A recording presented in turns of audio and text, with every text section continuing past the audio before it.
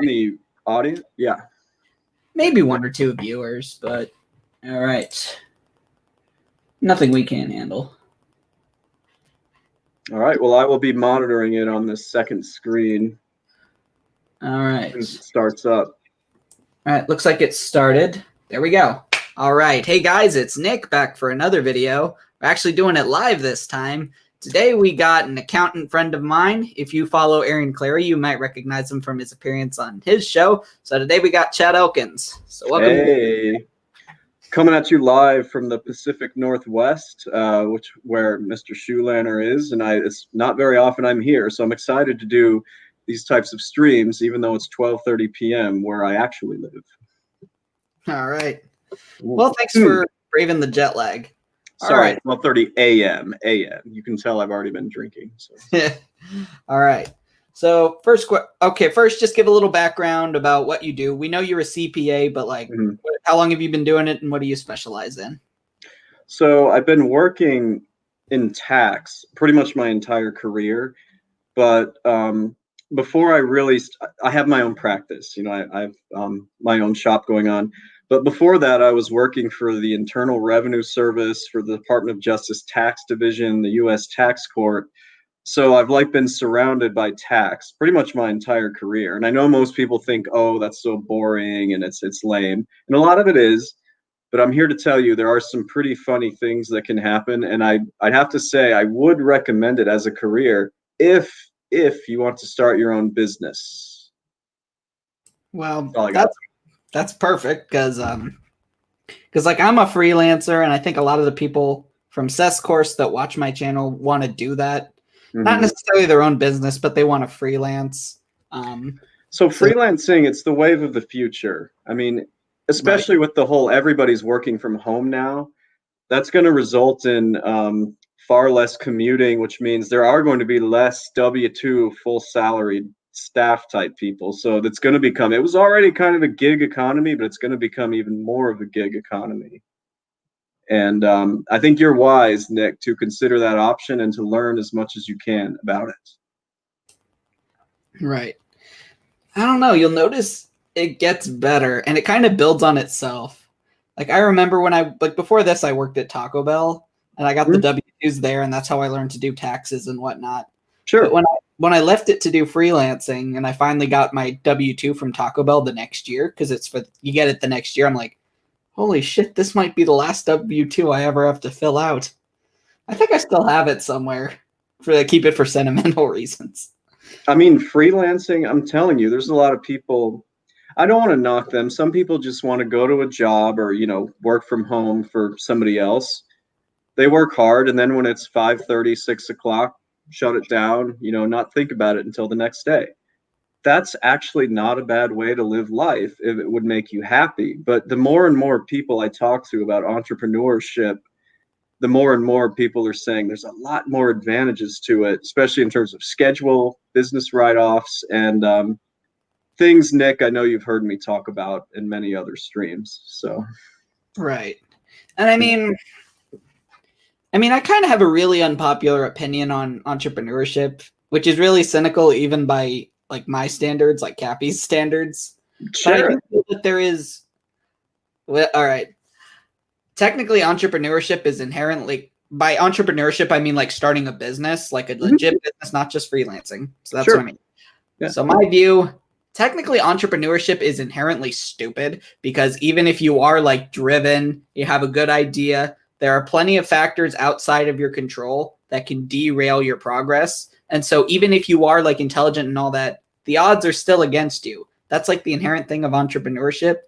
And so if you become an entrepreneur, you're basically saying, I know this thing has a really important role in my life and all that. The odds are against me, and I'm pretty much guaranteed to fail because most small businesses fail, but I'm going to do it anyway. That's imagine if you heard that same logic. It's like drunk driving. It's I know that I've been drinking a lot, and I know that something's bad's probably going to happen if I get behind the wheel, but I'm going to do it anyway. This is a good time for me to talk about some of my clients at this point. And I'm not going to be specific. Right. And what you just said isn't wrong. I'm not necessarily disagreeing with it. But the problem is, dude, most people just don't have a plan. I have so many people coming into my office and they're like, well, I make this jewelry and my best friend said she really liked it and that I should sell this online. Like, people are not thinking about what's a good idea. And it can get really awkward from my end because I don't want to discourage people, but I have to at the same time make sure they're thinking things all the way through. So I'm like, oh, so who are you going to market this to?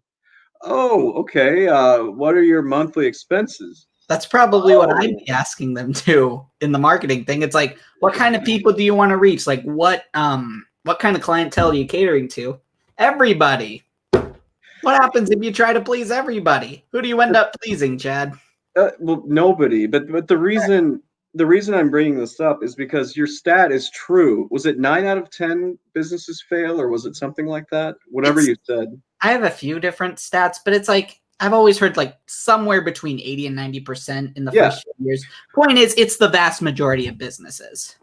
and that's true. I would never dispute that, but a lot of times people are failing because they don't have a plan, and the other times that people are failing is because they don't actually want to succeed. Like, a lot of times small businesses are something to do, you know, outside of having a full-time job, and that's why they fail, because nobody actually, has a plan and sticks to it and develops strategies. And this is more your area, marketing, because that's what I see people failing to do, is market themselves. People aren't just going to suddenly decide to buy from you. You have to market yourself. So Exactly. And well, the thing is, it's like, yeah, having a plan is important, but like my point from earlier was like, even if you do have a plan, even if everything looks good on paper and it actually is good, there are plenty of other factors outside of your control.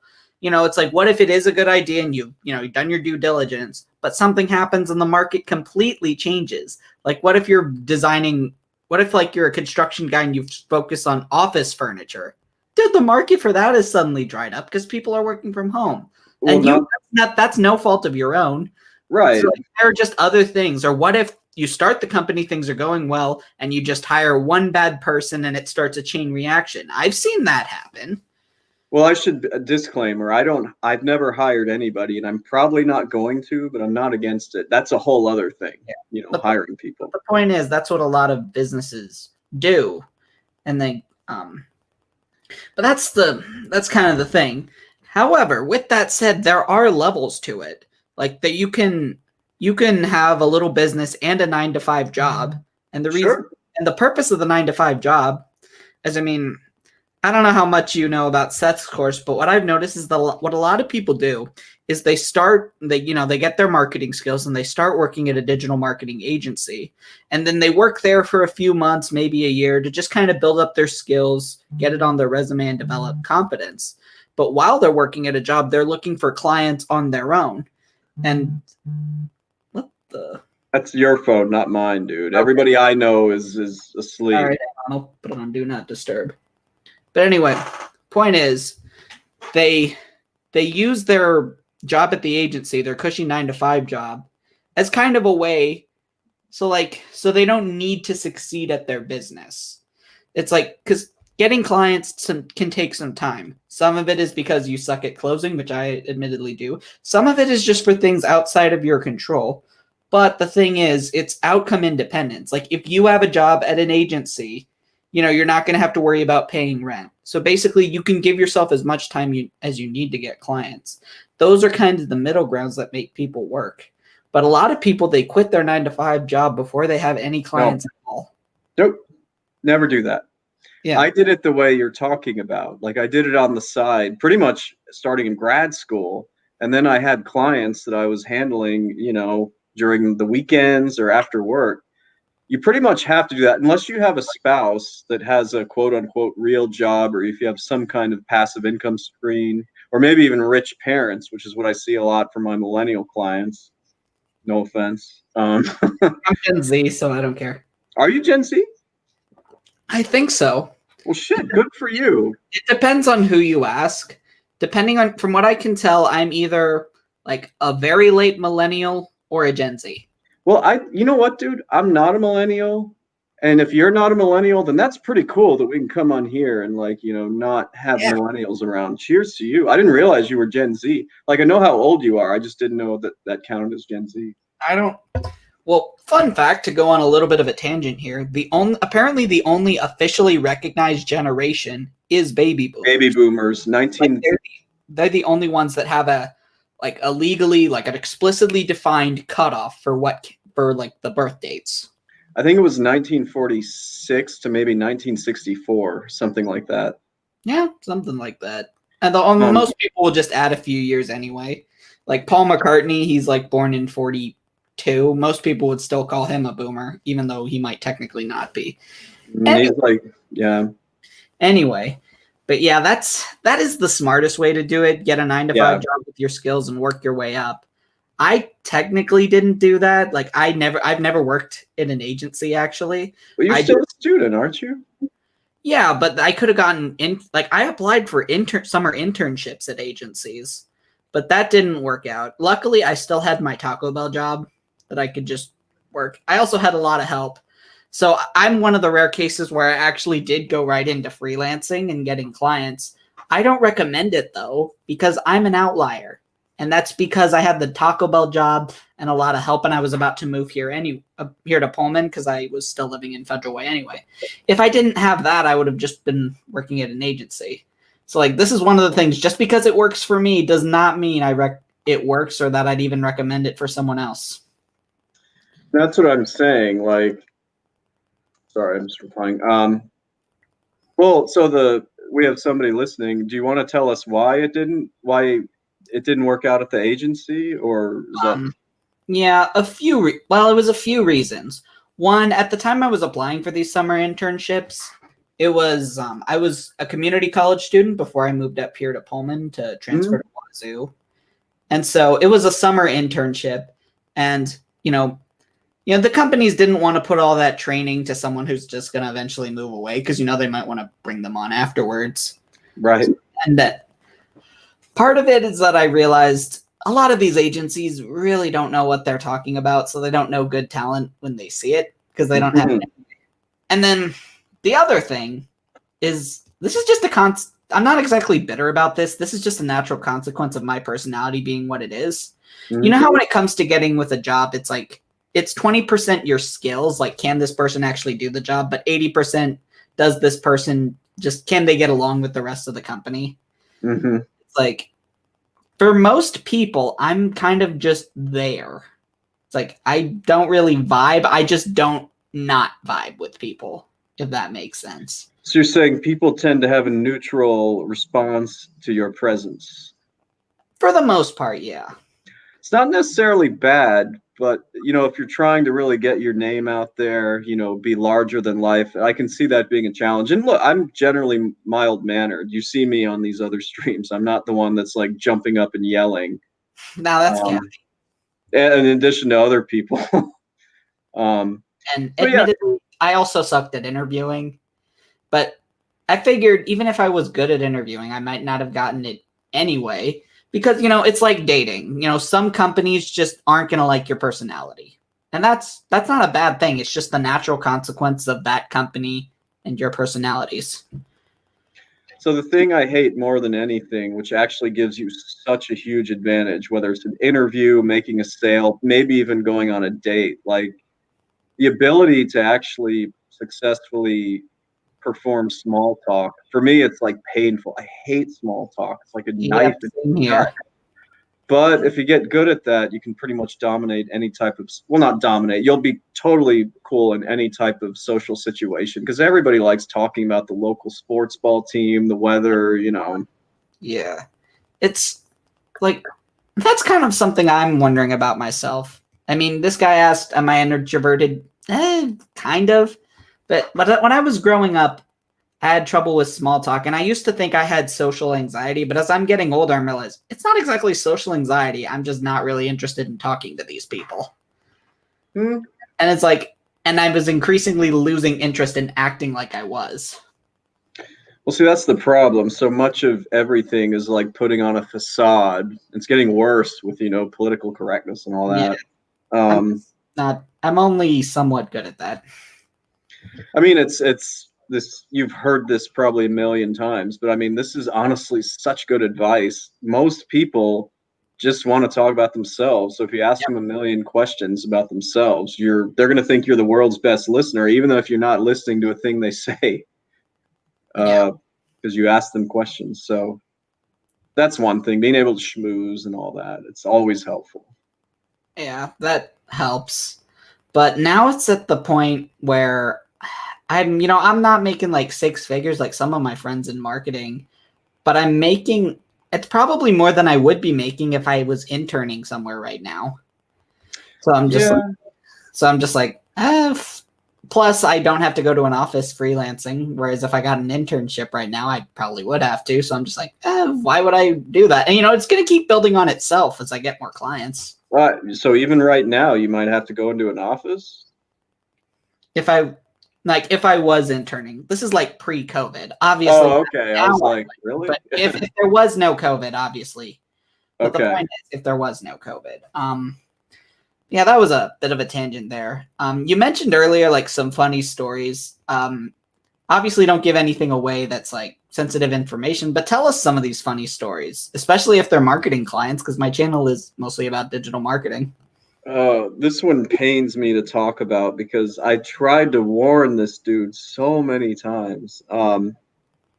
I consider this guy a friend. We're still friends. He moved, so we don't hang out that much. But he's a good dude. He truly is. So it pains me to kind of tell you this story, but I'm going to have to. A few years ago, let's just say, what was this, 2014? It was 2014 or 2015. So before all the world got crazy. This neighbor of mine, he just really thought he was a good podcaster. And he was. Like, he had a good voice. This is nobody you know, Nick. This is just, Okay. He's like, hey, you want to come over and podcast me? I got a great group, and it's going to be huge. And, I went ahead and went over there because he's my neighbor and, sat there and did my thing, podcasted. He genuinely thought that this thing was going to blow up. Like, they thought that they were so interesting. I mean, a million people can have podcasts, but for whatever reason, he just was under this delusion that everybody would want to tune in. So when I would quiz him, I'm like, well, how do you plan to get your name out there? Social media? Are you going to post YouTube videos? Like, what's your plan here? Oh, bro, people will just hear this and they'll automatically flood in. We'll do this. That's not how it works. Well, he wanted me to create an LLC for him, and I'm just like, we'll call him Chris. That's not his real name, of course. I'm like, Chris, I think we have fun doing this, but there's a lot of other dudes sitting in their apartments doing podcasts. You have to have, who do you want to reach? What platforms? How are you going to promote this? Like, I looked at the stats last week, and a total of like 8 people listened to our entire podcast. Like, we have to do something better than this. No matter how much I tried I tried to keep it so real with him. I sat him down. I'm like, friend to friend, you need to stop doing this, because he quit his job in order to put all his eggs in this basket. It's just like, dude ended up having to move out and move in with his parents because he was just failing with this over and over again. Tried so hard. And this is just a story. I didn't mean this as a fun story. Just, the importance of, well, I'm just saying the importance of marketing, which people just don't really consider with business. Even then, it's the thing with like a YouTuber podcast, like making it big with the podcast and YouTube, that is not something you can rely upon. That's almost something you have to fall into. It's like, I don't know, let's see here. It wasn't even YouTube, Nick. Like, he didn't even have the foresight to do live streams on YouTube. He just put them on iTunes and nobody would listen. Yeah. The point still stands though. It's like, when it comes to content like that, or it's like you are the product without any specific service other than you can't really plan for that. It's like people getting famous on YouTube mostly just happens. Right. It's like, right. Same thing with Cappy. He just kind of put it out there and people happened to come, but he didn't quit his job to do that. he did it the right way, and that doesn't necessarily. I'm not going to give him too much credit. I think this just sort of happened before he knew I'm going to do it this way. He was writing blog posts, and he had some really good things to say, and that's how he created his audience. Like, a lot of people think you can just go on YouTube, be awesome, and everyone will flock to you. With Clary, everybody was into the stuff he was writing on his blog. So when he started his YouTube channel, I mean, he'd written those books. Yeah. But even with the blog, if I'm not mistaken, he just started writing the blog mostly for fun. No, he did. Yeah, like he was working. That's how it should start. It's Yeah. like if you're setting up a podcast or a YouTube channel or whatever with the specific intention of like making it big and making money from it, you're already dead in the water. Exactly. So he, you've heard him probably talk about it, the two-pronged approach, start a side business and let it take over. He did that before people were doing that, I guess. And that's pretty much. But realistically, what percent of the population does that? Not nearly enough as the population should do if they want to be on their own, because I'm telling you, man, I've heard some of the worst get-rich-quick ideas. Multi-level marketing. Whether it's, pyramid scheme. Dude, whether it's you that probably stuff. know this because you're an accountant, but drop shipping is like the butt of all entrepreneurship jokes. I still get people sending me emails, asking them for advice about that. And I'm like, yeah, Don't. It's like I have a pretty diverse range of clients. I don't really have a niche that's intentional. But if I'm on Upwork or something and I see drop shipping or something like that, nope, I am not touching that. Even if their budget's like 10 grand, I'm like, nope, I am not touching that. I mean, I guess I'll publicize this, and I'm pretty much full anyway. But if I am going to accept a new client, the second they mention drop shipping, I'm like, I'd be a bad fit for you, dude. Go to H&R Block, down the street. Then send them to someone you really hate. That's what I like to do when I have clients that are just like red flags all over. I mean, H&R fits that bill, although there's some other CPAs I can't fucking stand, so it's not a bad idea. Yeah, send it to the people you don't like, man. That's the thing. They're going to know it came from me, and then it's going to be like, so. Nick, just out of curiosity, are you looking at the YouTube chat here? I am. Should we answer these? I mean, do you know who that is, or? I think he's from Seth's course. His name sounds familiar. Okay. The ballpark figure I'm making right now, not as much as you think, but a decent amount for a college student. Is it all 1099 stuff you're getting, or is it? Yep. Okay. Well, track your expenses, like I tell people. I don't have a lot of expenses, but yeah, I do. Not a lot of expenses that you know about. Anyway, I might have to pay you for a consult on that one. Oh, I'll just walk you through it.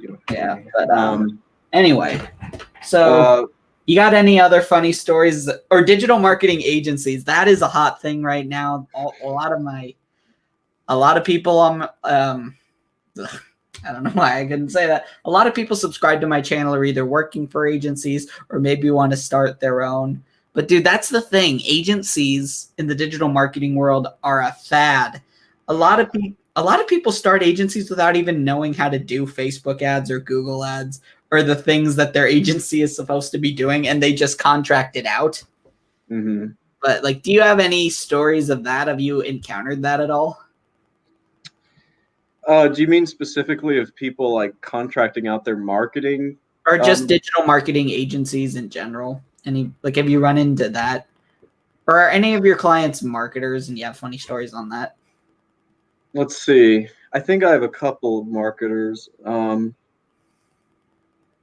Problem is, a lot of these stories aren't really that funny. They're more like tragic because, I've seen some people crash and burn with this marketing thing. Like everybody thinks they're so good at social media. Like for whatever reason. And they're going to drive engagement, right? They think that just being able to use Facebook and Twitter makes them some kind of expert in terms of like getting their name out there and things like that. I don't know anything about the Seth Himes thing. I've heard it's really good. I don't know anything about it, but I can't, that has to be infinitely more valuable than what I've been hearing about people thinking that they know how to, spread their name because they think they're going to go viral. Yeah, dude, it's not that. It's not driving engagement. It's Google ads and Facebook ads, YouTube ads, which is Google ads. The whole goal is not engagement or likes. It's how to take $100 and turn it into like $300 or $400 or One anything second. that's positive ROI. Hold on. All right. I guess that was Chad's dad. I don't know. Anyone got any questions in the chat?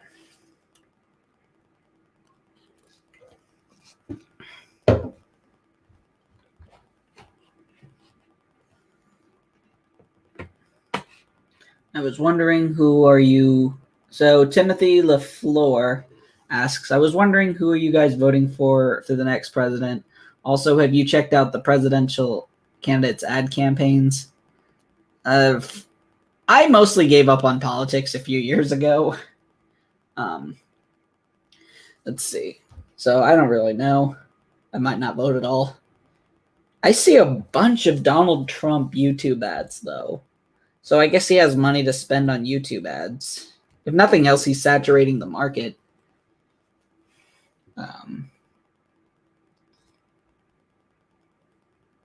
If you don't vote for Biden, you ain't blackjack. Okay, what exactly did that come from?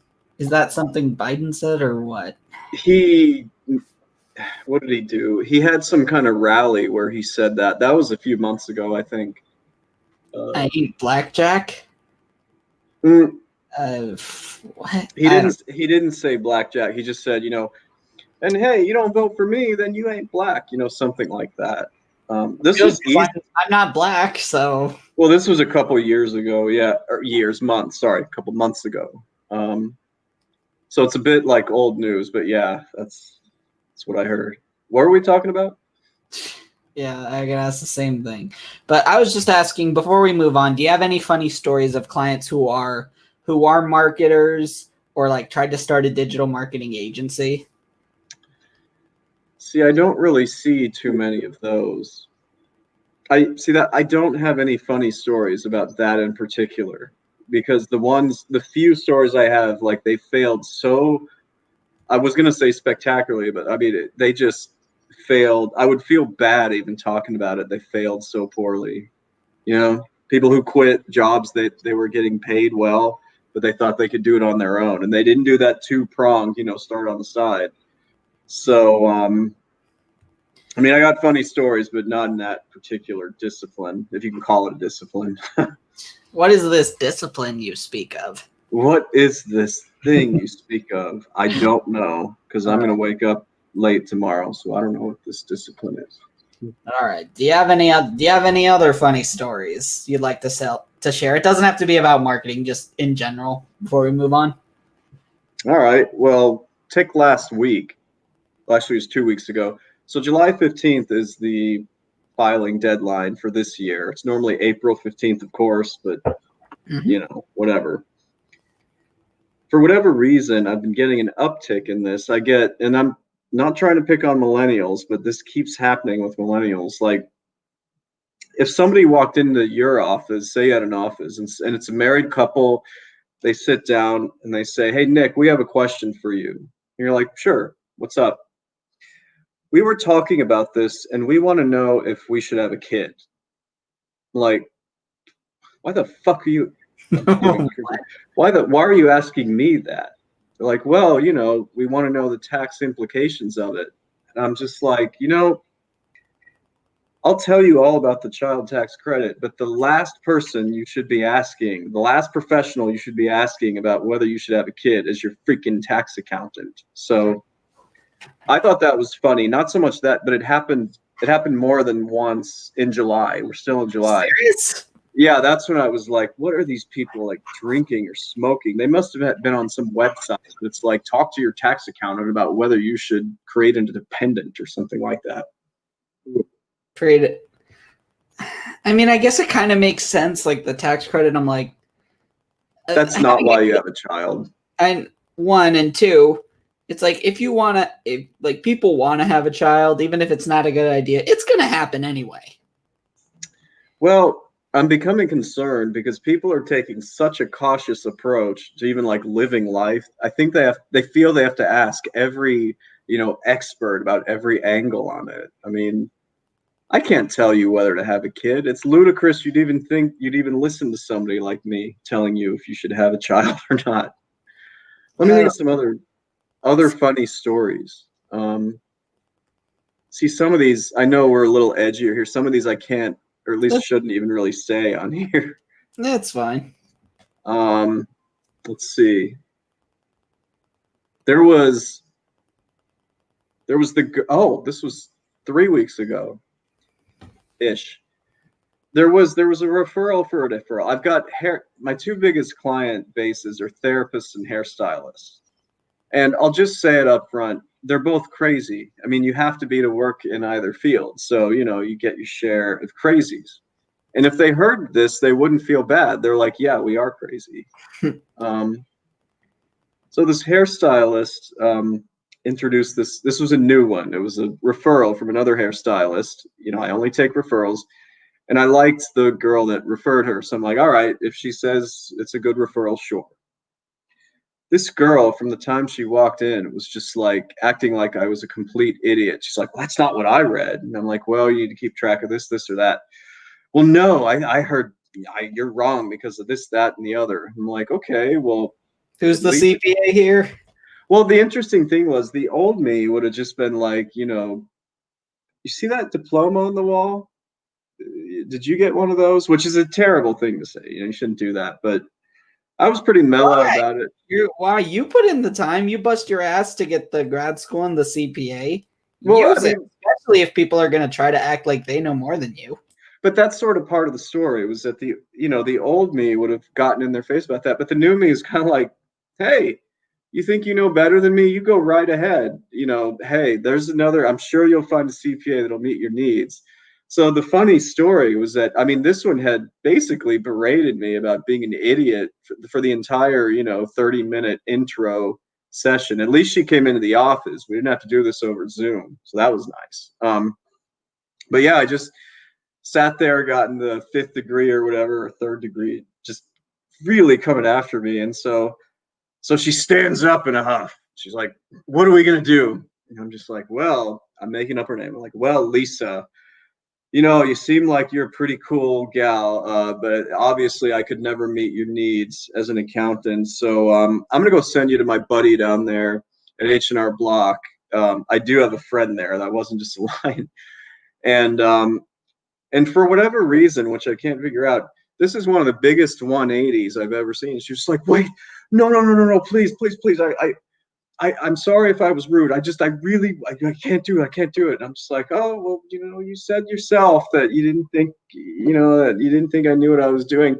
I don't want to deprive you of the satisfaction of going to H&R Block. So the funny part of the story was, I don't know why it sort of flipped like that, but this person, I was so disgusted by her. I was like, okay, you wanted a quote. This is my quote. And I kind of double quoted it because I didn't want to have this person as a client after what I just had to listen to with them. And it worked out for whatever reason. She just, I don't know. She shut up, but I've never had that type of, you understand, I get arrogant people all the time thinking they know better than me because they read something on Yahoo Finance or whatever. I can write off my dog. And so I've never had somebody just like consistently try to beat me down. And then I'm still trying to figure it out, Nick. I don't know what, I thought maybe I was on TV or something. It was odd. Oh God. To me, that's like a YouTube show. It's like annoying the accountants. That sounds like maybe that's Kathy's Operation Evil. Just to mess. That's the real Operation Evil, just to mess with you. The only time people care about their accountants is when they're like in their office once a year about tax season. Yeah, it's hard to become a celebrity being an accountant, I promise. Right. Okay, so the clients you have to deal with, I guess that's another good question. What are things you should never say to your accountant? Probably number one is, well, I read on the internet. Oh my God, dude. We can curse on here? Yeah, dude, that's fine. I don't give a fuck what you read on the internet. Like, you're here because you're looking for guidance from me. So you're not here to like argue with me constantly. I'm okay if you want to mention something, but Nick, I get people that they either watch YouTube videos or they find some website about, how to do taxes. And the second I start, the story I told you, when I feel like I have one of these people, like my new strategy is to just play dumb and be like, "Oh yeah, you're totally right." That article you found, on Wall Street Journal totally like is better than any of the training I have. I think it's basically playing possum to see, how they're going to react. And a lot of times when you just tell people what they want to hear, they will shut up faster than if you went against the grain. That's what I've noticed. see, that's true, but the problem is that I know why I've been doing this for a long time now, and I know why people are doing that. When they walk in here, what they're trying to do is test me. They're trying to test, do I have the knowledge? Do I have the temperament? They're like begging me, they're daring me to just like, snap or something. And I used to give them that satisfaction, and now I'm just like, whatever. This sounds worse than I mean it to sound. I don't really care if you get screwed over by another CPA. Like, when you're in my office, if you're not going to be pleasant, then I immediately just don't care what happens to you. And I don't mean that, and I want anyone to get fucked over, but I'll send you to H&R Block. I'll send you to Jackson Hewitt, because clearly they're so much better than I am. Right. I mean, I've lost clients before, and I don't take it personally. I'm just like, yeah, funny enough, what I've seen with not all of them, but a few of the people that I talk to on Upwork, we talk, just to see if we're a good fit. They go with someone else, and then every now and again, I'll check back on their website if they gave me the website. Sometimes they're out of business. That's the problem, is that everybody's looking for like the cheapest thing. But I mean, this is true in almost every endeavor. You really do get what you pay for. I think that's a solid rule. Not with marketing. Not with marketing though. I mean, I'm cheaper than most, but I should be charging a little bit more. But the thing is, I'm catered towards small businesses. It's like, I'm actually gonna give you what you actually want. It's like, I don't bullshit people. And if they want to go with other people, fine. Maybe their personality is a better fit. But I'm just like, I mean, I'm getting arrogant when it comes to my marketing skills, but it's not because of me. It's more just I keep seeing these failures of other people. It's like, I shouldn't be able to get these results. I'd love to believe that these people with agencies and teams behind them actually can do a better job. But when a lot of times when I audit the work of these agencies, I'm like, my God, how are these things aren't getting results? But well, I don't know enough about marketing, but I mean, the only thing I can say is like everybody, you found a good client. Maybe you feel the same way. You found a good client when you don't like, you can say, I think it's going to cost this. And they're like, let's get started. When somebody's like focused on price, they're always going to be a bad client because they're always going to feel like you're trying to rip them off, which, trust me, I'm not trying to rip anybody off. I tell people all the time, you can do this on your own. It would take you 10 minutes. I'll even show you how. So yeah. Oh, well, you were asking like, what are some other things not to like come into my office saying? It looks like Supercharged actually has a good question, but we're going to get to that after you cover the things not to say to your accountant. Okay. Probably, well, another thing not to say to your accountant, when you walk into my office or when you try to send me everything, don't say, this is a really high priority. Don't try to get me to like put you on the top of everybody else, because right. The second I retort with, well, we can make it the highest priority, and I'll be like, but it'll result in X, Y, and Z in terms of cost. They're like, how dare you try surprise Pikachu face? Yeah, do not ever say to an accountant, this is more important than your other clients. They don't say that exactly, but don't infer that you're more special than others, because you aren't. Unless you're like a close friend or family member of mine, you aren't more special than the average client. So let's see. The problem, Nick, is I have a ton of these. I don't want to spend too much time. Okay, let's do one more, and then we'll move on. Okay. don't ever, ever, ever, ever say to your accountant, well, I haven't done the expenses yet, but I can put them together really quickly. No. If you haven't done your expenses yet and it's March, I'll see you in September.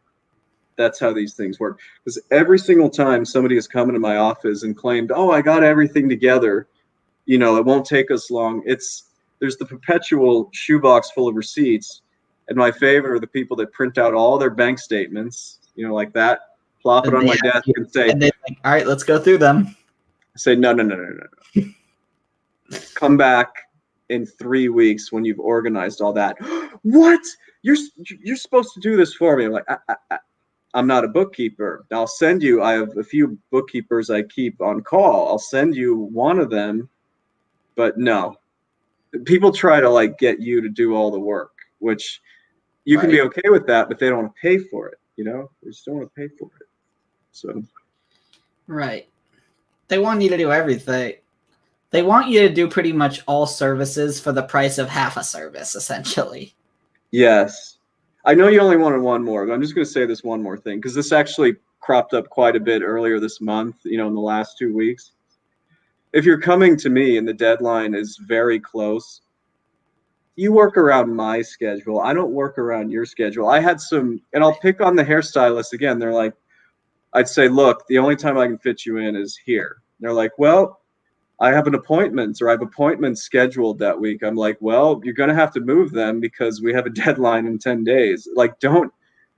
Nick, I had a surprising amount of people this year who tried to get me to alter my schedule to fit their needs right before the deadline. Don't ever say that to your accountant. So, all right, there we go. And then so now Supercharged, thanks for waiting. We're going to get to your question now. So Supercharged asks, is there a set of questions to ask an accountant to know if you're a good fit? That's an excellent question. I've told you sort of what not to say. The things to ask the accountant is, how much of experience do you have with this? Whatever you can say, do you have experience working with dentists, doctors? It's good to ask if you have experience.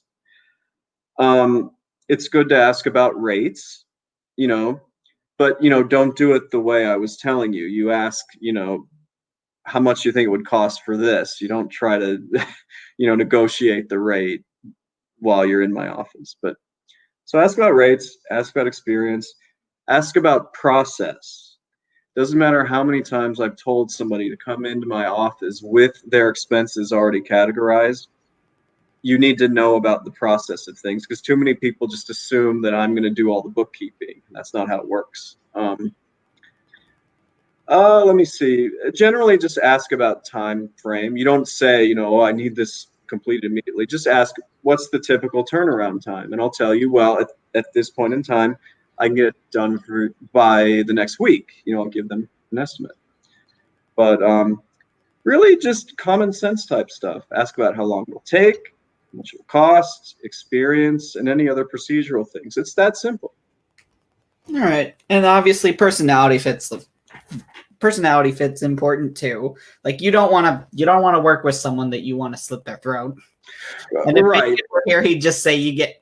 And I mentioned this because I made a video about skills and personality last week, and I mentioned it's when I say you have to vibe with them and your personalities have to fit. It doesn't mean you have to be the client's new best friend or the company or whoever. You just have to be able to get along, work together, and not want to kill each other.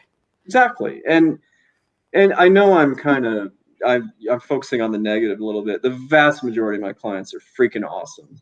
They're cool. I'm friends with a lot of them. I am. Doesn't mean we hang out all the time, but we'll get together a few times a year. Just be cool. I can't tell you how many people are operating under this assumption that I'm trying to milk them for all the money I can. I don't want to do that and I don't need to do that. But man, some people sure come in with a hostile attitude. You've heard me talk about that on Clary's stream. Oh, yeah. All right. We're just going to take a quick intermission because I need some more water. But then we're going to continue. I got 2 more questions, and then it's just kind of going to become a free-for-all. Sounds good. Yep, so stay tuned.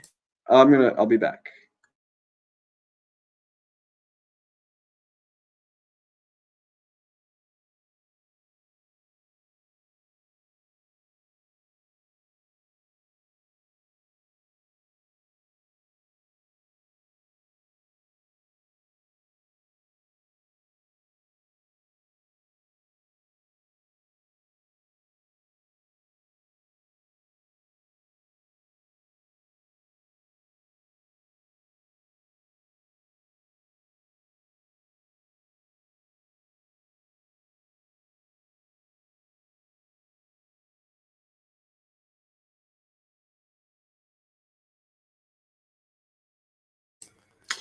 All right, guys, I'm back. Got some time before Chad gets back. How about some music? Any requests?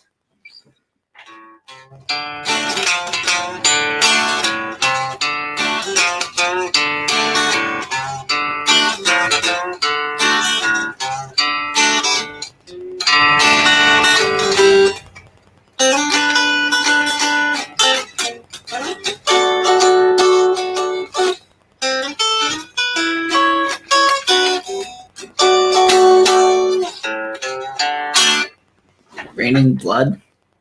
Sorry, Supercharge, I don't know that one. That song I just played was raunchy. I know a lot of older songs like the Beatles and whatnot.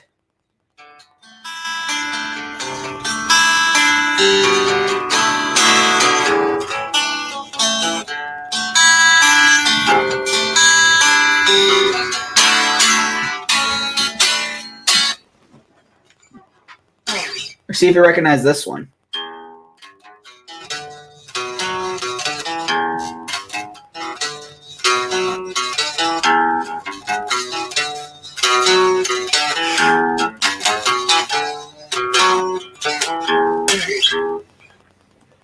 Around Across the Universe by the Beatles. Close, Supercharged. It is a Beatles song.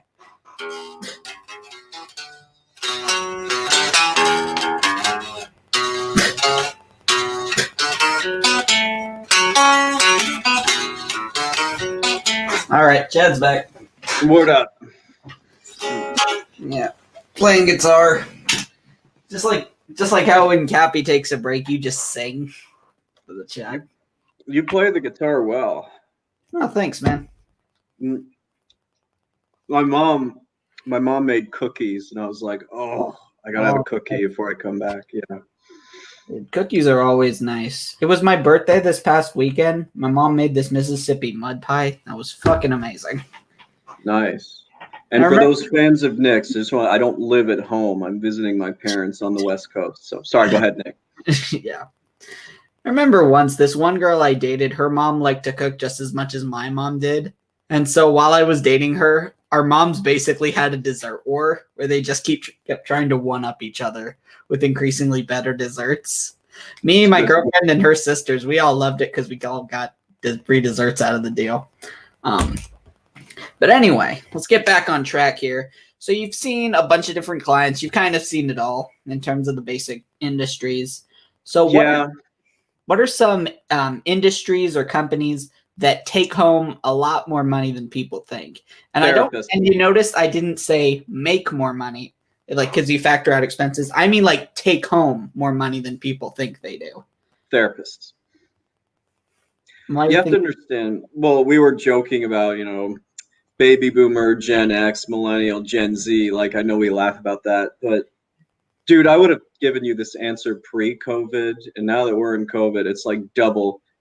Everybody seems to need some kind of therapist, and I mean like everybody of all ages, of all shapes, sizes, sexes, like you name it, you name the generation, everybody's going to therapy. And I would have told you that 6 months ago. And what's happened in the last 4 to 5 months, like it's off the chart. If you want to make a lot of money, get yourself credentialed as a social worker or a licensed therapist and just start.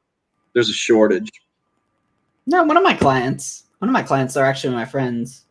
It's a husband and wife duo. The wife actually is doing social work, so business is probably booming for her right now. Well, what she needs to do is become her own private practice. If she's working for somebody else, she's missing out on the ability to make a lot more money. So so the trick is you gotta go on your own, essentially. Yeah, what you do is you do what we've been talking about. You start out working for somebody, but you start building up a little bit of side business. If you're a therapist, as long as you're credentialed and paneled, you can see anyone you want outside of your group practice. So I'd have to say that to me, for the next several years, if therapy was a stock, I would totally load up on it, which I kind of am for my business. So nice. And so, okay, let's flip that around. What professions or industries take home a lot less money than people think they do. Ooh, give me like 30 seconds with that, because there's a few. You know,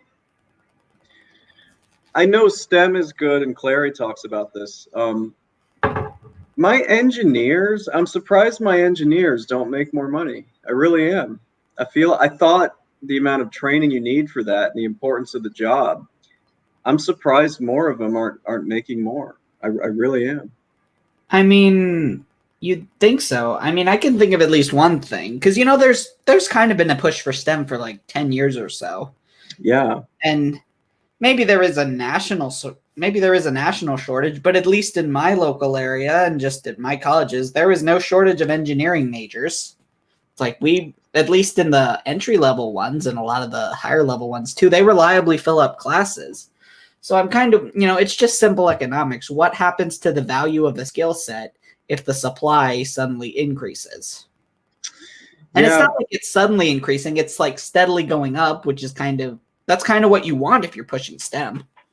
So that worried me for a little while, because I'm like, at least where I put my office, there weren't a lot of CPAs my age. But I mean, it did occur to me that like there could be a flood of people starting their own practices, which would push prices down and increase competition. But it hasn't happened. And, the engineers, I almost wonder if a lot of them aren't being as forceful with negotiations, because engineers get lumped with accountants. We're supposed to be mild-mannered and, dorky and everything.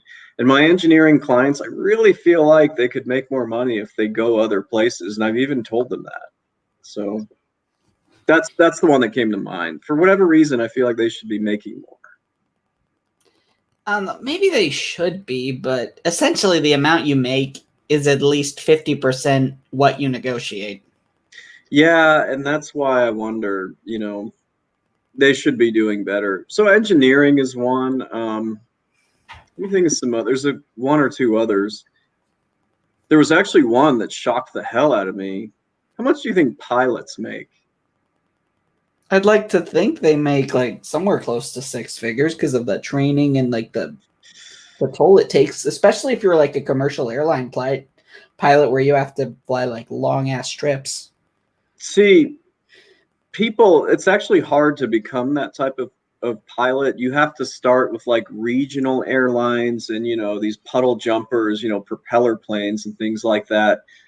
I've been shocked. Huh? Even then obviously you're gonna have to get your pilot's license anyway, which isn't easy. But even if you're just puddle jumping, like there's an airport 8 minutes from me that'll take you back to SeaTac, and that takes an hour. Well, before COVID, there were like 8 flights in and out a day. And if you do 6 of those, that's a long time. Well, the whole thing is that a lot of these pilots, they did the training, they did all that and everything.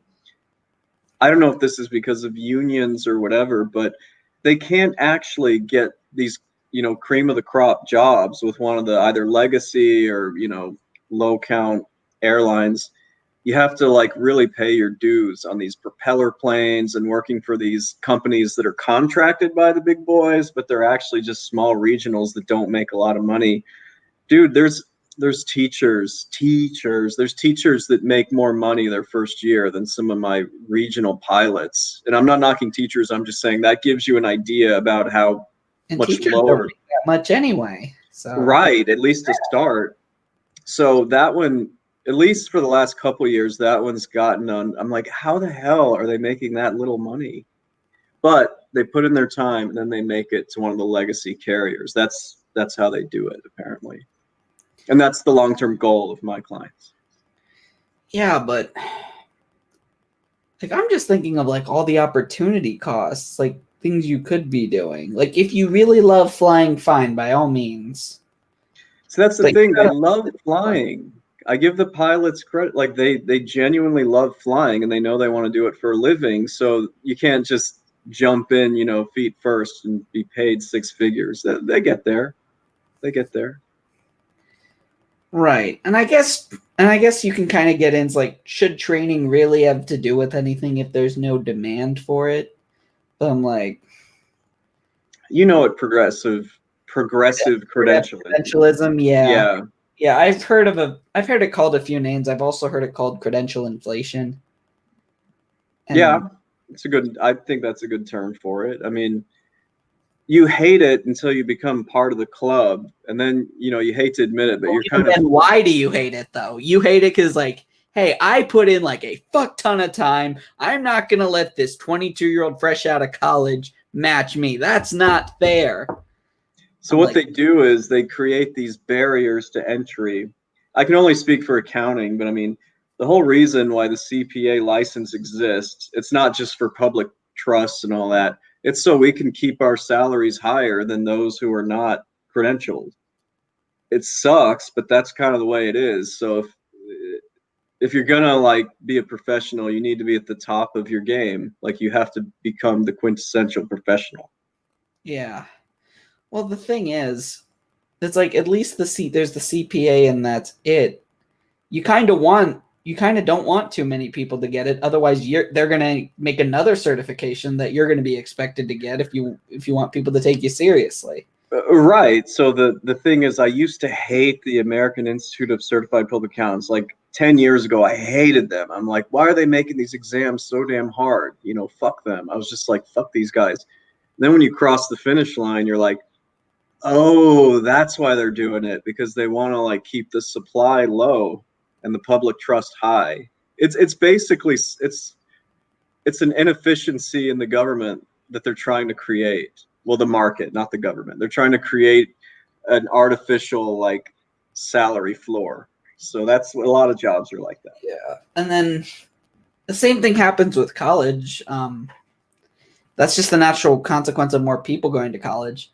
Funny enough, we ranted before we went live how my school is actually increasing tuition, but I'm like, the one thing I disagree with most people on about college right now, college is not too expensive; it's too cheap.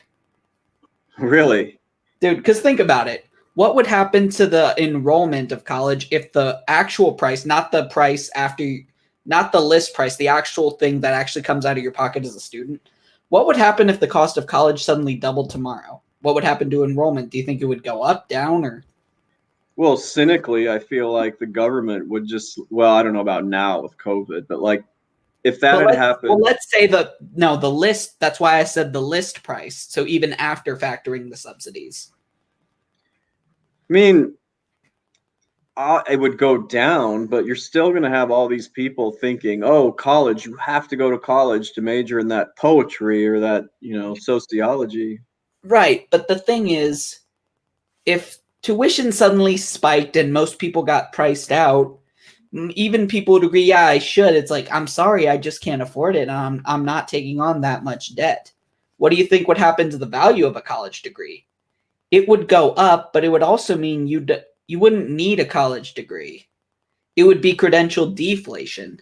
And so, I don't know, if you want to, it's like, the way I explained it to people is like, would you rather have a world where education is like super affordable, but as a result, a college degree doesn't mean anything and you're expected to get increasingly more credentials and you have to spend more of your life getting it? Or would you rather have a world where college is, super expensive to the point where it prices most people out, but as a result, you don't need a college degree for the vast majority of jobs? So it's a tough question because I got a young nephew and I like to think how things are going to be his time comes. All I know is I feel like this doesn't answer your question, but I've just always felt this way. The only way the government should be providing, the types of subsidies they do, the type of loans, whatever you want to call it. I feel like the only reason that should be allowed is because it's going to result in a career where the money can actually be either paid back or is worth spending. Obviously, we don't see that now. But the only time that really happens is if STEM, and that assumes, it's like I read a book called The Case Against Education. Pretty much for the most part, the only time a STEM degree actually pays for itself, noticeably, is if you get a job in STEM. It's like even though a STEM degree impresses pretty much every single employer, it's not going to be worth the people's time. Because I'm like, yeah, and I'm not saying that's wrong or anything. I'm just saying, like, I just feel like you should not be allowed to major in certain things and then consume public funds that are obviously never going to be paid back. You know, the one history major, what is it, like 1 in 100 history majors will become a professor in history. The rest of them have to go to grad school. Like, you're not going to get a job as a history major. Yeah. Here's the thing. It's like, you know, if people got priced out of college, it's like there was another book I read, basically the moral things of higher education. Basically, it's like, what do colleges actually do?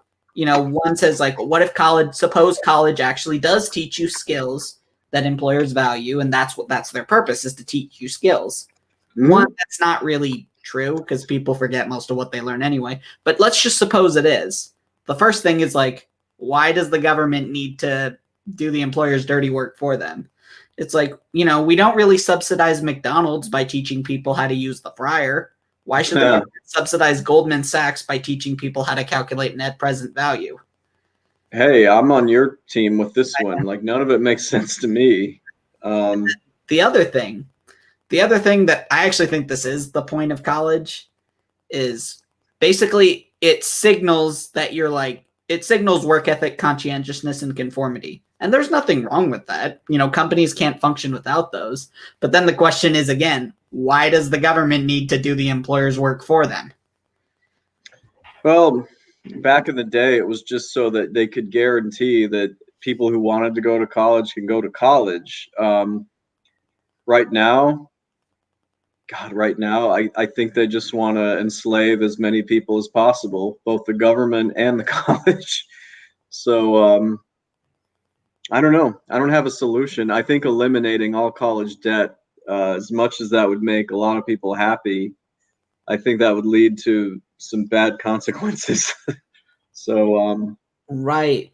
I don't know. I'm kind of torn on that because I'm thinking we're going to get to the point where that's going to be the only option, because otherwise there's no way that people my age will be able to like have any start in life until they're like your age, if that. But see, they don't care about that, you know, as long as each of them are getting paid. Well, they'll care. One second. If Nick, go ahead. I got to plug this in. You go ahead. All right. They'll care if it gets to the point where like the debt seriously impacts workers' ability to function.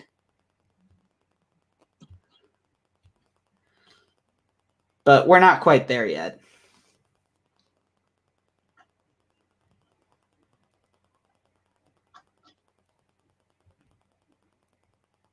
Now, what's up, Jason? Yeah, this kind of, it was about, I was asking him accounting questions before this, but now we're just kind of shooting the shit. So let's see, we got 7 people watching. That's cool. If you got questions for Chad or me, send them in the chat right now. But all right, had to plug in the computer there. Yeah, so but the thing is, ultimately in the long run, the U.S. doesn't benefit from having people that have like increasing amounts of debt. It doesn't, but at the same time, you know, there's just too much power in academia. There's too many of these professors that are kind of in bed with government officials, and it's a tough one, man. I don't know how all this is going to shake out. Like, I feel like college tuition is going to continue to go up. The bubble will pop. I used to think so, but I meant, like, I read the book, The Case Against Education. It's like, it's not a bubble, it's stable waste. So it's not going to go up and burst all at once. And the only reason I think things might change is because COVID is making people pissed off about them raising tuition.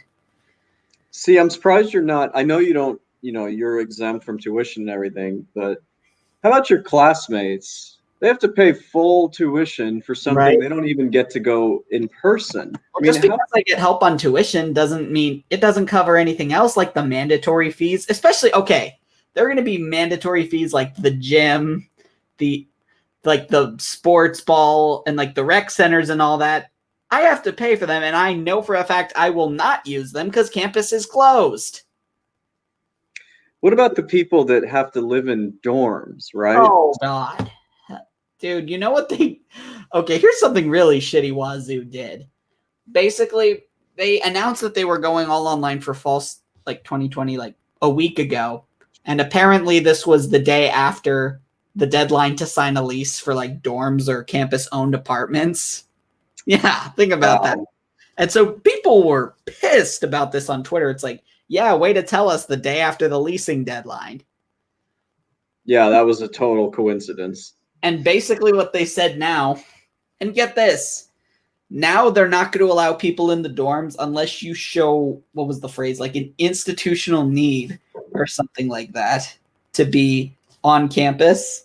And that if you don't have an institutional need to be on campus, you either have to cancel it or defer it to, next semester, as if we know that's going to be open. You know, so much of college is just about the experience. Like most of the academics are just fluff. You know, you have to take X amount of humanities and, English, grammar, all that stuff. But I Right. mean, people go to college for the college experience. Otherwise, you may as well just live at home, go to a community college for the first couple of years. Then, if you want to move forward to a 4-year place, yeah, just spend the last couple of years there living off campus. Like that's the practical thing to do. But, that eliminates the whole college experience. Dude, the college, I think Cappy said this, but the college experience is the 20-something experience. If you're Yeah, in your dude. 20s at all, you're going to pretty much do everything you would have done in college, but just not in college. The only thing you will miss out on by not having the college experience is writing papers, doing lab reports, which pretty much nobody wants to do anyway. The problem is everybody is so convinced that, you still have to go to college. Like it doesn't matter. It doesn't matter if you don't know what you want to do. It doesn't matter if you don't have the money to do it. It's just like the default that everybody has to go to college after high school. And this is one of the reasons why I like what Clary's doing, because he's trying to tell people go into the trades. You don't have to Right? be I was going to name a, what, like gender studies, is that a degree? Like what do people major in where you can't get a job? I feel like there's a lot of them. One of my buddies is an art history grad, and he ended up going into construction, because what are you going to do with an art history degree? Yeah, that's what most people do anyway. It's basically, it's like it would be one thing if you actually learn skills. For the most part, you don't. Even in engineering, it's like from what I can tell, a lot of engineers only use 10% of what they learn on the job anyway. So I'm like, I don't know. So that's why I tell people, it's like, aren't you worried about skills to get a job? I'm like, oh, that's not the point of college. I mean, it's kind of not the point of college. It's like, and that's fine that it's not the point of college, but you shouldn't act like it is. I guess so. COVID to me has a lot of silver linings, and this college thing is probably another one, because it's going to make people sit and think about, why am I deciding to go to this private school outside of the Ivies and, some other top tier schools? You really should not be going to a private school for undergrad. You go in state, to get the cheapest tuition possible. And I And then think this, imagine going into a private school that's also out of state. yeah, like to me, like unless it's the Ivies or Duke or Stanford or Rice, I'll say Notre Dame, whatever. But like, okay, let's go in your backyard. How much is tuition at Gonzaga? Do you have any idea? Oh, I have no idea. I know that my dad went there for law school or undergrad, something like that. I know he went to Willamette over in your neck of the woods for a Yeah, while. that's in Portland. Yeah. Mm-hmm. Yeah, and then he went to Gonzaga. I can't remember. I'm pretty sure he was Willamette for undergrad. But all Well, I know is that he went to law school because he wanted to practice law in Hawaii, and that's how we met my mom because they were studying for the bar exam. But dude, all I know is that Gonzaga has to be stupid expensive. so yeah, I'm glad you're with me. That was the point. And I didn't mean to pick on Gonzaga. It's just there's so many different private schools. Now in Chicago, there's private schools, but a lot of them are pretty affordable, except DePaul. I'll call that one out. But a lot of them are pretty affordable. But there's all these other private schools. I don't want to name them because chances are someone, if it's not a top tier school and it's located, in a state you live in, why don't you just go to an in-state school where it's going to be so much cheaper instead of paying for private school? That's something. And suppose that college actually is about skills. An engineering degree from Wazoo is still an engineering degree. Wazoo kind of gets made fun of. It's like a few years ago, because it kind of competes with UW Seattle, which is on the opposite end of the state, and is kind of like the state's flagship school. Yeah. But the thing is, it's like an engineering degree from Wazoo is still an engineering degree. You still, like the standards are national. You still have to take calculus, physics, and dynamics. But it's the same. The teachers are better, but you have to learn the same thing in order for it to actually be recognized as an engineering degree. But that's why all these others, like, people are so into going to like the best school or whatever. But if you're going to go there and major in something that, you won't get a job or a career in, even if it's Ivy League, it's like, okay, cool. People will give you a look, but they'll quickly realize you don't have any direction. It's more about, I get throughout the whole college experience that we were talking about, it's about what you major in, not where you're going to school. Now, some qualifiers for that. For grad school, it can be different. Oh, Atham, sweet. Yep. Can we get Atham in, or you want to? No. Okay, sure. Hang on. See if he wants to come in. Yeah, Atham, you want to come in? I can send you the link. Or heck, Jason, are you still in the chat? I can send you a link. Jason Lee. He's one of my digital marketing friends. Oh, okay. Let's get Atham you speak of.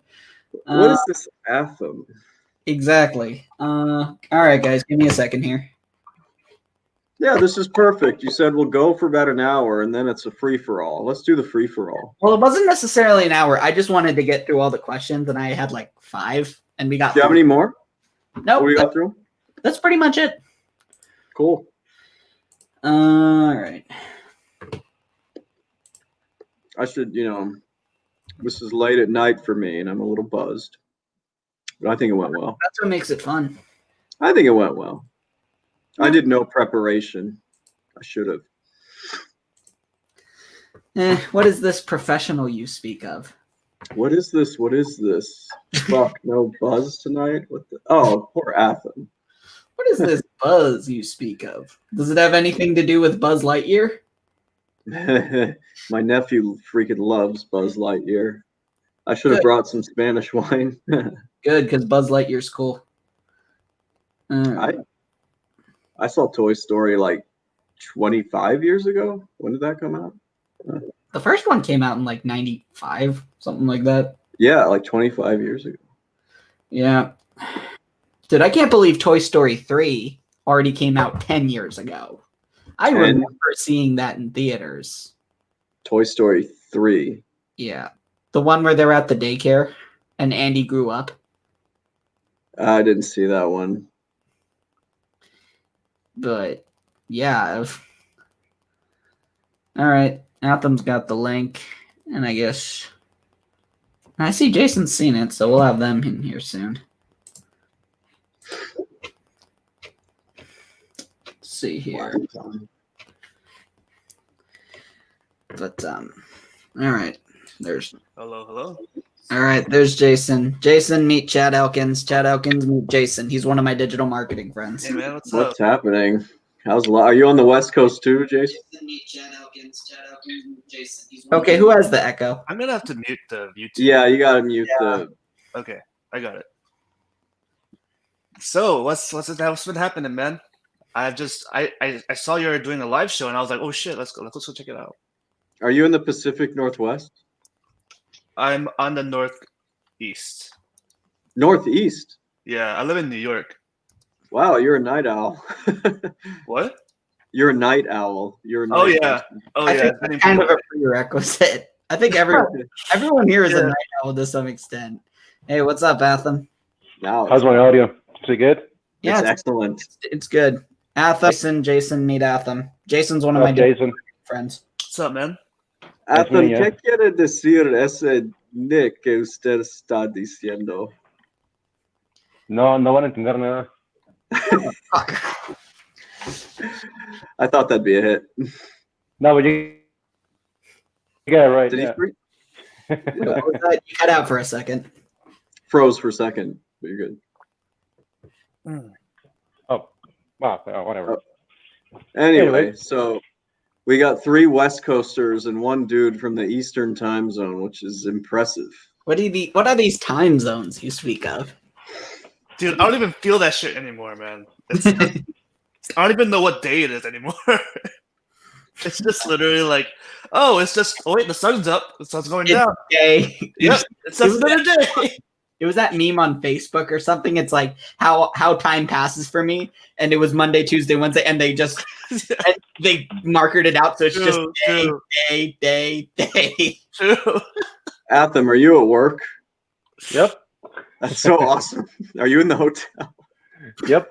I'm just doing my work. I mean, see, I'm working. See, the computer's in front of me. You look But if really they can't busy. see you, how do they know you're working at them? Well, they don't care because they're sleeping right now. Nice. So what do you do, Atham? I do night audits. Night audit? Yeah, kind of like it's kind of like low level accounting. Oh, okay. Yeah. I don't know if I'd call it low level. So it's basically. Oh, okay. Wow. You know more about accounting than most people. I guarantee you that.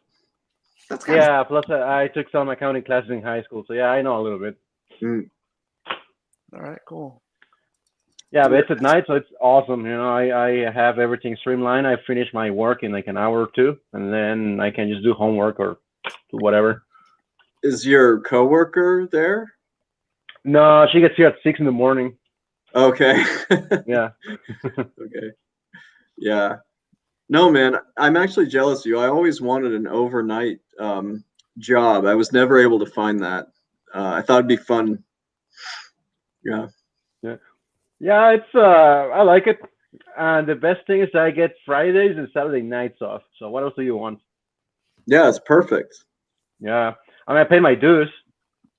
Yeah. I didn't get that schedule right off the bat, but then after like a year, they got me those days. Plus, you have a lot of other jobs. Yeah, I also work in the morning. Atham What else am I supposed to do, man? When do you doesn't sleep. What is this sleep you speak of? Give me by 1 second, man. I think that's funny. All right, so I guess I'm gonna take a page out of Bacon's playbook. Let's do an end times report. Where's that Bacon? Fuck, let's get him on the show. Like, isn't this his peak hours? It's about midnight on the West Coast, which seems like they. All right, so Jason, what's going on in your neck of the woods? Any riots? A lot of fucking shootings, man. You live in Chicago too? I live in New York, actually. I know. I was joking. Literally, there's.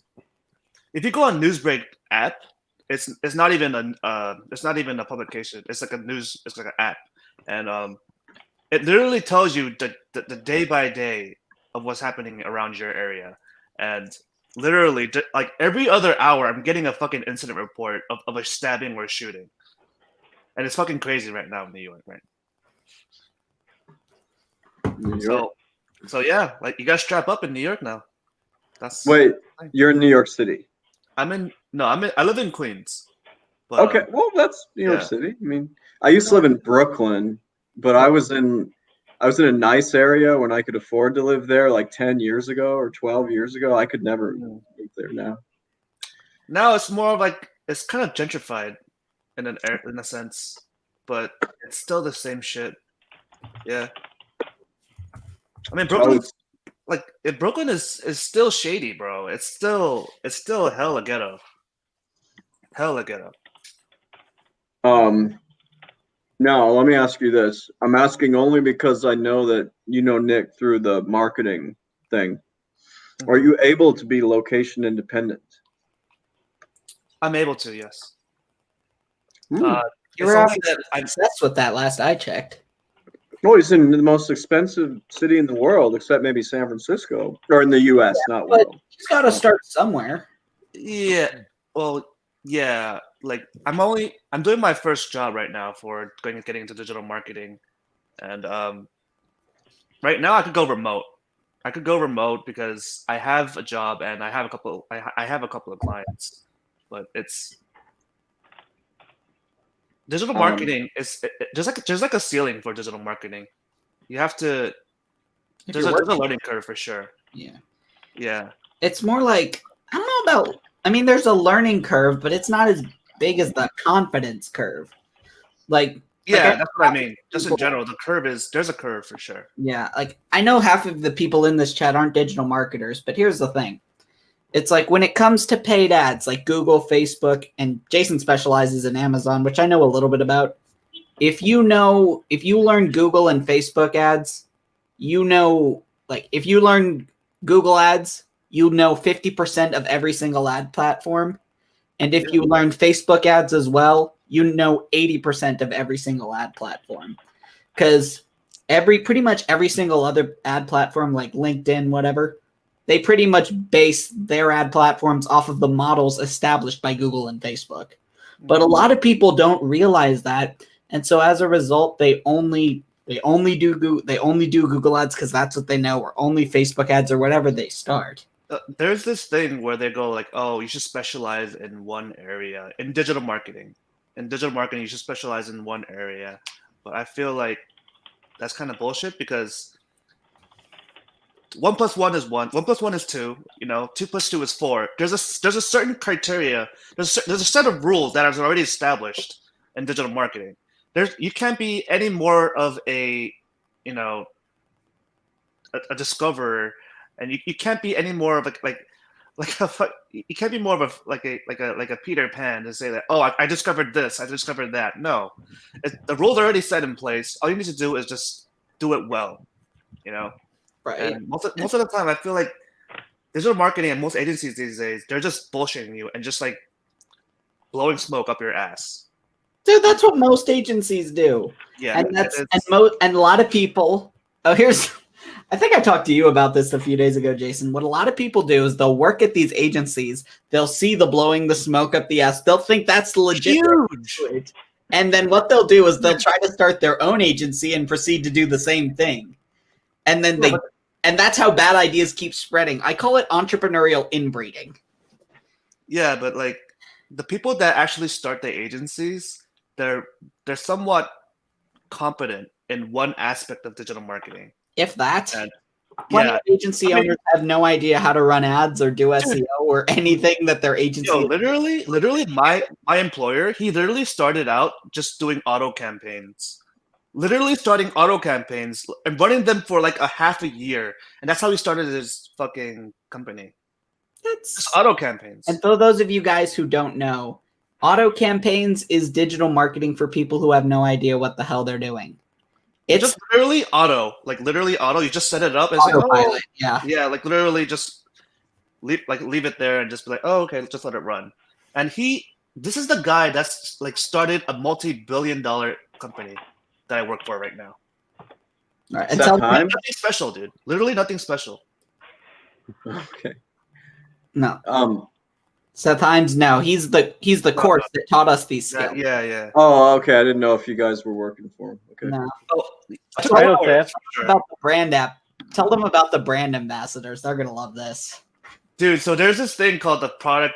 There's this thing in my company called the brand manager, or like other companies that could be product managers or product something. But apparently they act like liaisons where they speak to the brand and inform the client of what's happening to their product in a specific ad platform, like say Facebook, Instagram, or like Amazon ads. And they just literally just take reports and they just take reports and say what's happening. They don't even make the reports. They just like read the reports.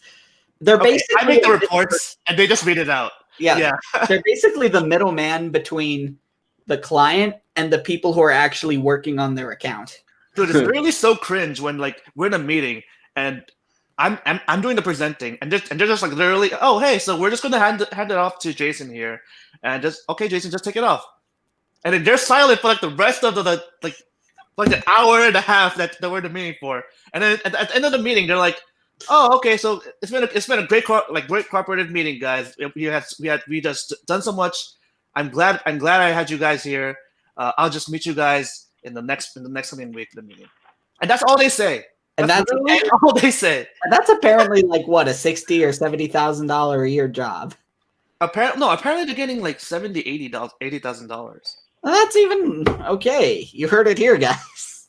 No, which is mind-boggling to me, dude. Talk to the client and relay what the. Well, you know what it is though. They do have a soft skill. They do have this thing where like they know how to present to the client, and they know how to communicate in the sense that they know how to look professional. They could wrap it up really well. They could present it really well. That's basically what it is. Be corporate. Fair enough. Yeah. I mean, I guess if someone's willing to pay $60,000 or $70,000 or $80,000 a year, I guess it is. You better have the gap. You better have the gap to fucking back it up for sure. Right. Yeah. Well, dude, how many people at that agency are gonna see that thinks that's how it should be done, and then try to start their own agency? No, you're not. No. Like these like most of the companies that we handle are a lot more bigger now. But when you start out, you're gonna be playing with these small ass companies, small business owners, and they're gonna be looking at results. They're gonna be looking at month-to-month results. They're not looking at quarterly results. They're looking at month-to-month. And if their month-to-month is not right, is not where you promised them to be in the beginning, you're fucked. And they're gonna, So, yeah. And this is a thing. This isn't exactly a bad thing. This is just a natural consequence of agencies. Most businesses are not giants. Most of them are small businesses. No. However, if you think about an agency, agencies almost by definition have to be geared towards bigger businesses. Because, the agencies are a business too. They got to pay their account managers. They got to pay for office space and all that. I'm like, and that all that overhead gets passed on to the client. And most of the time, the clients who can afford to spend that much, and keep in mind, none of this includes the amount that you have to spend on the ads themselves. Most of the times, if you're a small business owner, you have no business going anywhere near an agency. I just suggest hire a freelancer or hire a professional that's freelancing, like Nick. This is not even a plug. Yeah, but this is not even a plug. Like, you're just wasting money. You're just wasting the overhead. You're just wasting the fees to get into the agency. It's just not worth the squeeze. It's just not. So right. Yeah. And Chad, you've seen more businesses than we have. Have you ever seen where people have this system or process where it's like just because, or it's like that's how I learned it, like where there really isn't a reason to have it, just kind of inertia? Yeah, I've had to have conversations with people. I'm like, we can really streamline this for you. You won't have to do all this work. It'll just save you time. It'll save me time. You'll be happy. I'm happy. Everybody's happy. And then you get the whole, I've always done it like this. This is just how I'm comfortable doing it. I'll pay you the extra X and X for like doing it this way. It's just like, man, I don't understand people sometimes. Inertia. I don't know. It's afraid to take a risk, or God, I don't even know. It's funny because you see, like the entrepreneurs, they're supposed to be the risk takers. You'd be surprised how. I was going to use a bad word. You'd be surprised how intimidated constantly those types are. Right? Yeah. Yeah. I was like, that's what. It's like I was getting into it with my dad the other day. He's like, because they're risk takers. I'm like, no, they aren't. Not all of them. Honestly, man, you'd be surprised how risk averse some of them are, which I don't understand. But, all right, Supercharged has a question. Is it better to use agencies as a host to gain experience doing digital marketing and just been doing local? The short answer, Supercharged, is yes. That's what most people are going to end up using their agencies as, to basically keep them financially afloat while they look for clients to eventually branch out on their own. That's what I'm doing right now. Yep, that's what Jason's doing. That's what I wanted to do, but I ended up having to skip the agency steps for reasons I discussed earlier in the stream. Yep. Once you get into these agencies, though, they're heartless, man. These agencies don't give a fuck about your brand. Well, I have a question for each of you. What is your long-term goal? You want to go? All right, I guess I'll start. I didn't know at first, but it's becoming pretty much do what I'm doing now with more clients. That's fair. If you know what you want to do, that's totally cool. It's just some people do stuff just for the experience. Some people want to take on the whole world. Some people are like, I'm doing this until I can make my first million and then check out, So it's always a good question to ask, I think. My end goal is be financially Independent. free, financially independent. Like just like what I'm doing. I want to do what Nick's doing. I want to be remote. I want to travel the world and not have to worry about stupid shit like money. Mm-hmm. Just live your life, experience what you want to experience, and not be contained into a little box in a corner of the world where you're like literally fucking. You're like bread. You're being fucking milked out for your job and for your time in your job. It's fucking ridiculous, man. So Nick, at the beginning of this, you were telling me that 9 out of 10 entrepreneurs fail, or whatever the statistic is, and you're not wrong. But I maintain that those who are just, dude, I was so tired of commuting and having a bad boss. It really fuels your desire to succeed in an entrepreneurial evident. So Yeah. Yeah. Especially if you live in New York, it becomes all the more evident. There's tons of entrepreneurs in New York City that just want to get the fuck out of New York City. Yeah. But they can't because the draw is there, the volume is there. Like if they want to be successful in New York City, like that's where if you want to be successful, you have to start in New York City. You have to start in those metropolitan areas, not New York City, but metropolitan areas where you have the girth, you have the volume to test your shit out, and well, it's like that song. Is it Frank Sinatra? If you can make it in New York, if you can make it there, you can make it anywhere. That was kind of true. Right? That's kind of true. Yeah. I don't know, man. I mean, my problem with big cities is like, yeah, you can make more money, but if you live there, you're in a position where you have to. That's the rat race, man. Yeah. Yeah. I mean, so I don't live in the cheapest city, but it's also not the most expensive. But, if I want to start my own practice in, I don't know, small town USA, I probably would not be able to do it. There's not enough people to go around. So you want to be in a city to make it, at least first. And plus you get a lot of, like, there's a lot more to network too. Like you definitely need the network. Totally. Yeah. I mean, I will. Yeah, but the thing is, now that things are on the internet, especially now with COVID and everything's done on Zoom, you can kind of like have clients that are based in New York so you can make the New York money, but live in somewhere that's not New York. But the thing is, Nick, like I know what you mean, and I get that. Like coming from it, like we do digital marketing, so I understand what you mean. But there's a soft skill, there's a soft communication thing where you have to meet the guy in person. You have to meet him face to face and actually have a conversation with face to face to establish an understanding. And I feel like being in an agency, it just becomes all the more apparent, and that's how deals are made in an agency, where the fact that they're actually call like this. What? The fact that they're actually there. Yeah. There's something kind of legitimizes it, but like. The fact that like we could have a Zoom meeting like this, and it's all the more personal. But then meeting face to face and actually seeing the person in there in person, there's an innate thing to it that It's like online dating. Kinda. Well, there isn't exactly a paradox there like there is with online dating. Yeah, the one thing that's you never really know somebody until you get together with them in person, and it's just the two of you. That is the rule of thumb, at least I think. I mean, for the most part, yeah. Like the way I see it is, it's like there's this idea. Like for those of you who aren't marketers, there's this idea of a funnel, which is like a process someone goes through to buy something from you. which is basically first they have to know you exist, know what you do, and then all that. The way I see like the internet and video chatting, it's just kind of like another step up.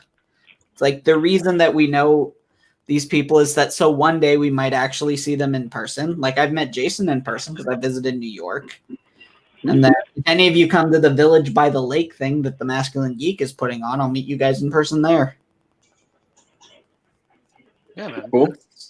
As long as you don't like to staple paperwork shut, I'll like you. Fucking hate this, man. Come on, man. I mean, look at that. What is this Right. paperwork? What is this paperwork you speak of? Chad, you should know. I should be asking.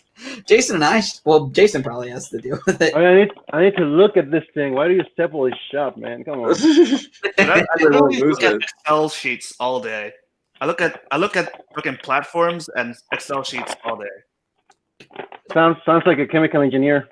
Sounds like a CPA if you're looking at freaking spreadsheets the whole day. Dude, it's cringe. But it gets the job done. So, I mean, yeah, like having to. I mean, it's just a grind, you know. What else can you say about like having a job? It's a grind. Right. It's a grind. Well, Yeah. Well, Jason, I got a question for you. It's like you have the Excel sheets in your job. I mean, what kind of information is in the Excel sheets that you couldn't just get from looking at the Amazon Ads dashboard? Data, just like what kind of data? It's okay. So if you look at the dashboard, right, you just see the important tidbits that you want to know, right? But then it doesn't tell you how it got there. But Excel sheets, it's like a blueprint as to how the tidbit or how the main what's it called? Like, or how you got the ROAS, how you got the ACOS, or how you got the spend, you know, or how you got the main point. Like how it calculated it? How it came to be. For instance, Excel sheets, they give you a roadmap of where the customer has searched and what time, and all the data, and it's all the data compiled into a singular spreadsheet, whereas a dashboard is more of an overview. So it's just a way to get granular. Yeah. You don't want to get into that shit, man. All right. Because for me, I'm just like, obviously, I'll show my clients data when I'm talking with them, but I just normally just screenshot the Google Ads dashboard or sometimes the search terms report. Yo, literally, like even if the clients want to get a Excel sheet from you, they don't look at the granulars. They just look at what they want to look at. And right. So like, there's no point in giving them an Excel sheet. Right. Like I have a specific set in the dashboard where I set all the columns to like for reporting, and it just condenses everything that I pay attention to down into like 3 things. Yeah, exactly. Amounts all you need are the KPIs, and that's it. Yeah, impressions, clicks, conversions, cost per. That's it. Yeah, and that's normally all the clients care about. Clients don't even care about that shit either. They just care if they're making money or not. You know? Like, dude, if you're making good money for them, they don't give a shit. They just leave you alone. They just ghost you. Literally, they ghost you. But right. Well, unless you're my client. I actually lost one of my clients the other day. Did you? What happened?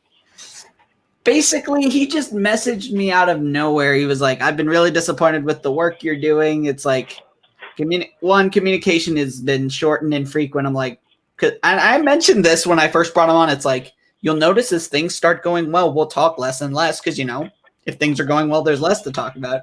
He said that his main complaint was that I wasn't doing, you know, that amount of worth of work. Let's just say it's $1,000 for the sake of easy math. He basically said I wasn't doing that much of work, even though my campaigns have generated him at least $4,000 in revenue. At least this month. Yeah. And he just let you go. Was it a woman? No. Was it a woman? Not a woman? No, okay, sounds like a woman. No, it was a guy. I don't understand, man. I know. I'm like, Grant. I'm like, well, the numbers don't lie. And I streamlined the numbers so they actually were showing him the sales data. So I'm just like, So Ben's like, he basically said, Nick, I'm sorry, I'm gonna let you go. You haven't done. I just don't think you've done $1,000 worth of work. I'm like, well, if he looked at the Facebook ads dashboard, he would have seen that in Facebook ads alone, that's an ROI positive there. The Google ads, like our conversions don't have value, but his cheapest product is $1,000, and we've spent a lot less than the $1,000 on Google ads this month. bro, what I don't understand is, okay, at least I think I understand. But I'm like, I'm granted, maybe I could have done a better job at communicating that to it's him. definitely the soft skills, man. It's definitely the soft skills, for sure. He's calling you dork.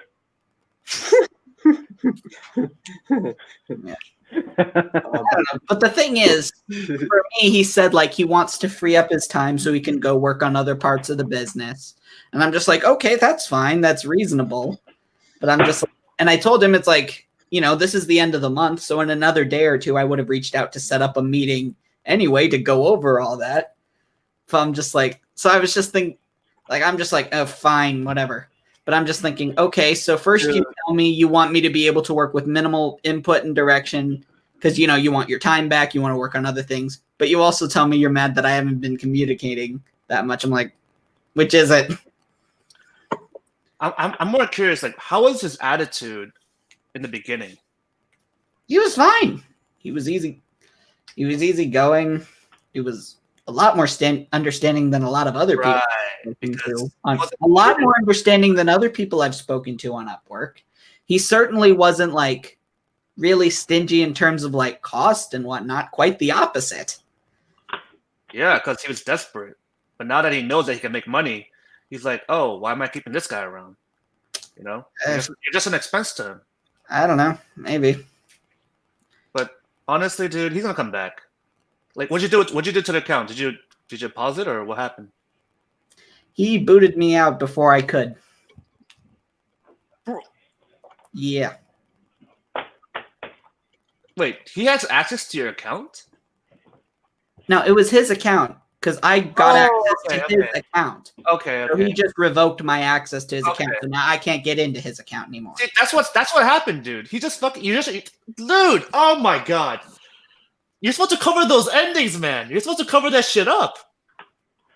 Yeah. Oh fuck. I still made a decent amount of money off of him. I mean, okay, yeah. You still got your fucking yeah. And I got another client that things are going pretty well. So I'm fine. Yeah, good for him. I mean, good for you. Good for you, man. But shit, dude. Ugh.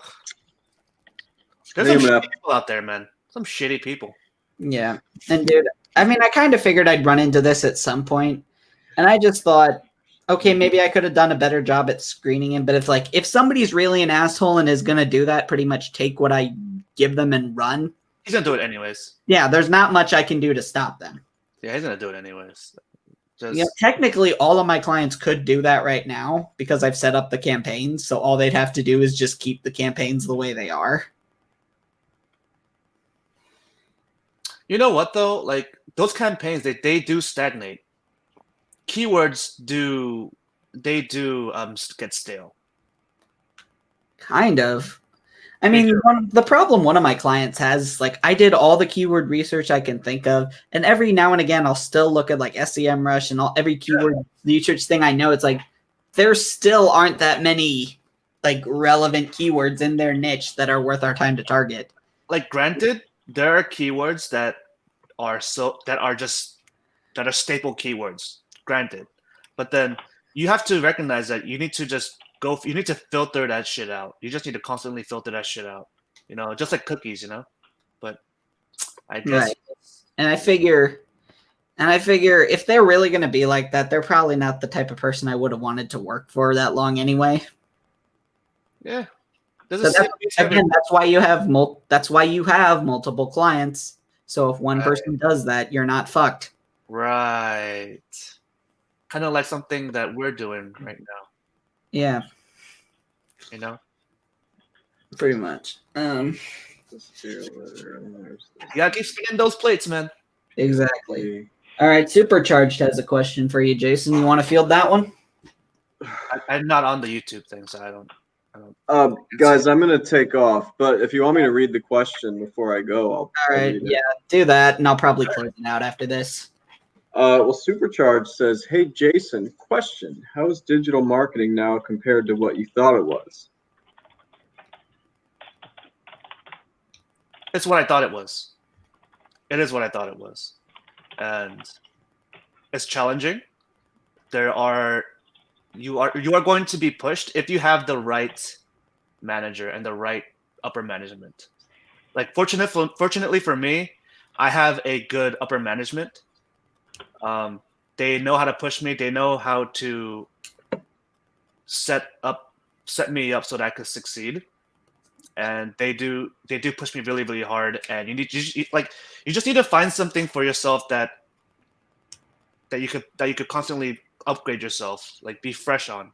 And I think digital marketing for me in the long run has become a very good career, in the sense that I could grow, and there's always an upgrade for digital marketing, and I'm thankful for that.